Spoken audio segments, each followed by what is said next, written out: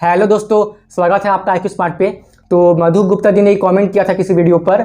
वो ये जानना चाहती है कि मुझे लॉन्ग टर्म के लिए कोई बेस्ट इन्वेस्टमेंट प्लान चाहिए विथ लॉजिस्टिक्स। तो यहाँ पर मैं आपको ये बात कहना चाहता हूँ मधु जी और सारे व्यूअर्स को जो इस वीडियो को देख रहे हैं कि इन्वेस्टमेंट एडवाइस किसी सेबी रजिस्टर्ड इन्वेस्टमेंट एडवाइजर से ही लेना चाहिए। जो व्यक्ति सेबी रजिस्टर्ड नहीं है उससे कृपया करके आप किसी भी प्रकार का कोई इन्वेस्टमेंट एडवाइस ना लें। खैर, मैं IQ स्मार्ट पे केवल एजुकेशनल वीडियोस डालता हूं, कोई भी इन्वेस्टमेंट एडवाइजरी वीडियोस मैं नहीं डालता हूं। इस चैनल के माध्यम से किसी भी प्रकार का कोई इन्वेस्टमेंट एडवाइस नहीं दिया जाता है क्योंकि मैं खुद सेबी रजिस्टर्ड नहीं हूं। इसलिए आपको कहीं से भी कोई भी हो, अगर आपको इन्वेस्टमेंट एडवाइस चाहिए तो आप कृपया करके किसी सेबी रजिस्टर्ड इन्वेस्टमेंट एडवाइजर से संपर्क करें। खैर, आपने कमेंट किया तो मैं यहाँ पर आपको एग्जाम्पल के पर्पस के हिसाब से बता दूंगा कि एक आइडिया दे दूंगा, लेकिन ये एडवाइस नहीं रहेगा, ठीक है। और इस बात को भी ध्यान में रखिए कि यदि आपको इन्वेस्टमेंट एडवाइस चाहिए तो इसके लिए आपको अपने सारे खर्चे के बारे में बताना पड़ता है कि आपकी इनकम कितनी है, आपके खर्चे कितनी हैं और इन्वेस्टमेंट से रिलेटेड आपके गोल्स क्या है। आपको इन्वेस्टमेंट करके जो उससे आपको रिटर्न मिलेगा तो उससे आप अपने कौन कौन से गोल को पूरा करेंगे और वैसे भी अभी आपकी करंट फाइनेंशियल स्टेटस कैसी है। तो ये सब कुछ देखकर ही किसी को अच्छे से इन्वेस्टमेंट एडवाइस दिया जा सकता है। खैर मधु जी, आपने कमेंट किया है तो मैं आपके कमेंट का रिप्लाई इस वीडियो के माध्यम से कर रहा हूं। और अगर आप में से भी कोई चाहता है कि मैं आपके कमेंट का रिप्लाई वीडियो बनाकर करूं, वो भी आपका नाम लेकर के, तो कृपया करके आप अपने डाउट्स मेरे साथ कमेंट बॉक्स में शेयर कर दीजिए। अगले बार मैं आपका नाम लेकर के वीडियो बनाऊंगा और आपकी प्रॉब्लम को सॉल्व करूंगा। खैर, इस वीडियो में मधु जी ने जो क्वेश्चन किया था तो इस क्वेश्चन का आंसर मैं सबके लिए बना रहा हूँ, सबको मैं इसका आंसर दे रहा हूँ। ये जस्ट एग्जाम्पल पर्पज के लिए है, कोई इन्वेस्टमेंट एडवाइस नहीं है। इससे आपको एक आइडिया लग सकता है कि हम सबको इन्वेस्टमेंट किस तरीके से करना चाहिए। तो आइए जानते हैं। तो ये मैं शुरू कर रहा हूँ एक राजेश की कहानी से। इसे मैंने खुद से लिखा है एक स्क्रिप्ट फॉर्मेट में, तो वही मैं आपको पढ़ के बता रहा हूँ। आप ध्यान से सुनिएगा और वीडियो को एकदम लास्ट तक अच्छे से देखते रहिए। पक्का आप बहुत इंपॉर्टेंट चीज सीख के जाने वाले हैं और आपको एक इन्वेस्टमेंट का आइडिया मिलने वाला है। तो सुनिए ध्यान से। देखिए, तो राजेश नाम का एक व्यक्ति है जिसकी उम्र 30 साल की है और उसकी शादी हो चुकी है और उसके 2 बच्चे भी हैं। और राजेश बाय प्रोफेशन एक कंप्यूटर साइंस इंजीनियर है और वो महीने का 80,000 रुपये कमाता है।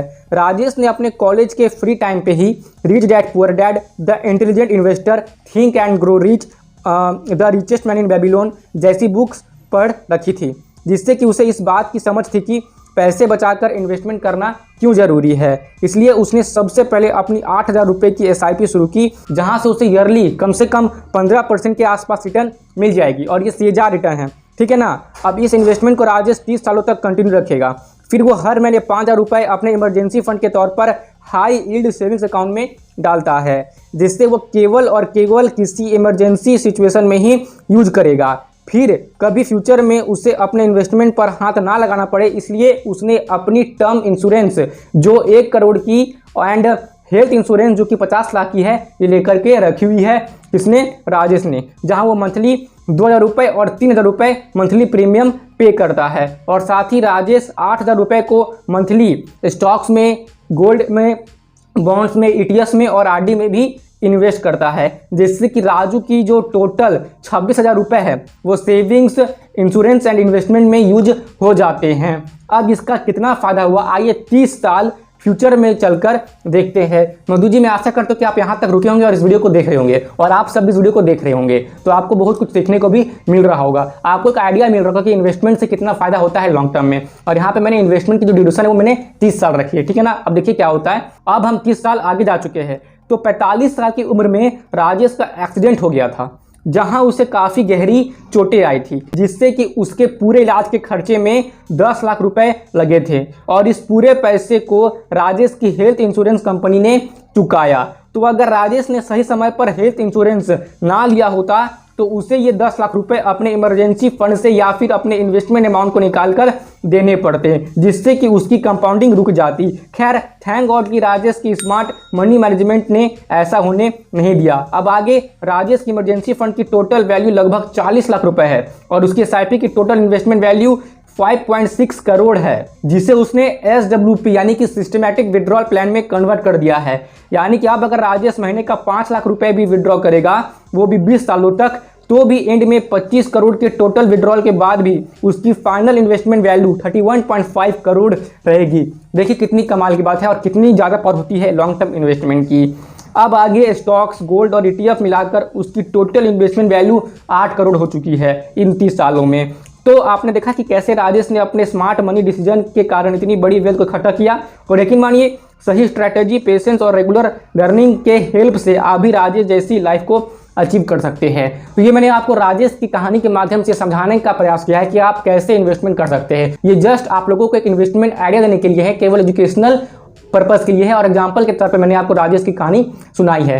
तो इस चीज़ से आप समझ सकते हैं कि इन्वेस्टमेंट करने के लिए आपको क्या क्या चीज़ें करके रखनी है। और इमरजेंसी फंड प्लस इंश्योरेंस, वो भी टर्म एंड हेल्थ, ये तो जरूरी है। अगर आपको समझना है इन सब के बारे में कि इंश्योरेंस क्या होता है, टर्म इंश्योरेंस, हेल्थ इंश्योरेंस, और आप कहाँ से ले सकते हैं, कैसे ले सकते हैं, तो आप इन वीडियोज़ को देख सकते हैं। और यदि आपको प्रॉपर समझना है कि कैसे आपको अपने पैसे को मैनेज करना चाहिए, कैसे कैसे इन्वेस्टमेंट करना चाहिए, एडवाइस नहीं, जस्ट फॉर ये सीखने के लिए, यानी कि पर्सनल फाइनेंस जिसे हम कहते हैं कि प्रॉपरली आप कैसे अपने पैसे को मैनेज कर सकते हैं, तो इसकी पूरी कोर्स वीडियो मैंने बना कर रखी हुई है। मैं आपको हाईली रिकमेंड करता हूं कि आप कृपया करके इस वीडियो के खत्म होने के बाद देख लीजिएगा। इस वीडियो को देखने के बाद आपको बहुत कुछ क्लियर हो जाएगा कि आपको अपने पैसे को कहां कहां और कैसे कैसे और कितना कितना खर्च करना चाहिए। तो आप कृपया करके इस वीडियो को देख लीजिएगा। और चलिए मधु जी, मैं आशा करता हूं कि मैंने आपके प्रॉब्लम का समाधान किया होगा। यदि आपको अभी भी कोई डाउट है तो अपने डाउट आप मेरे साथ कमेंट बॉक्स में शेयर कर सकते हैं। और यदि आप में से किसी को भी कोई भी डाउट है तो आप सब वो डाउट मेरे साथ कमेंट बॉक्स में शेयर कर सकते हैं। हो सकता है कि मैं आपका नाम लेकर के आगे वीडियो बना दूं और आपके साथ में और लोगों की प्रॉब्लम का भी समाधान करूं। तो अगर आपको वीडियो पसंद आई है तो कृपया करके वीडियो को लाइक कर दीजिए